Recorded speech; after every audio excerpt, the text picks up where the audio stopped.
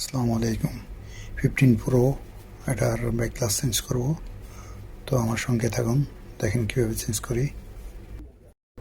পিছনে প্রথমে দুটো নাট খুলে নেব, তারপর আমরা এটার ক্লামে আট করে ফেলবো। করার পরে ধীরে ধীরে হিট দেব। দেখেন পিছন থেকে শুরু করব। আমি এর আগেও একটা কথা বারে বারে বলছি যে আপনার যে ওয়্যারলেস চার্জ, ক্যামেরা, তারপর হলো ফ্ল্যাশ লাইট, এগুলো হুঁশিয়ার রাখতে হবে। কিন্তু 15 প্রোর যে একটা সুবিধা আছে, এটা হলো আলগা। দেখেন বাস, খুব সহজে, যে এত টাইম লাগে না এটা করতে, কারণ এটা লক সিস্টেম, হালকা একটু গ্লু।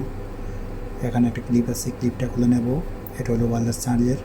বাস, পুরো আলাদা হয়ে গেছে, মানে বহুত সহজ। মানে অন্য আইফোনের লাগা সিন্স থেকে এটা অনেক সহজ, যা বলার বাহির, অনেক ভালো লাগে। এখন এটা ক্লিন করে নেব। দেখেন এটা ওইগুলা সবগুলো হলো গ্লাস, এটাও গ্লাস, কিন্তু ওইটা বডির সাথে লাগানো থাকে আটাগুলা। আর এটা হলো হালকা কিছু আটা থাকে আর লক থাকে সাইডে। আলহামদুলিল্লাহ পরিষ্কার করে নিলাম। এখন যেই ওয়্যারলেস চার্জের যেই এটা খুলে নিলাম। এখন এটা এখানে লাগাই দেব। বাস, এখন আমরা গ্লাসটা, পেপারটা উঠাইয়া ওইটার সাথে ফিক্স করে দেব।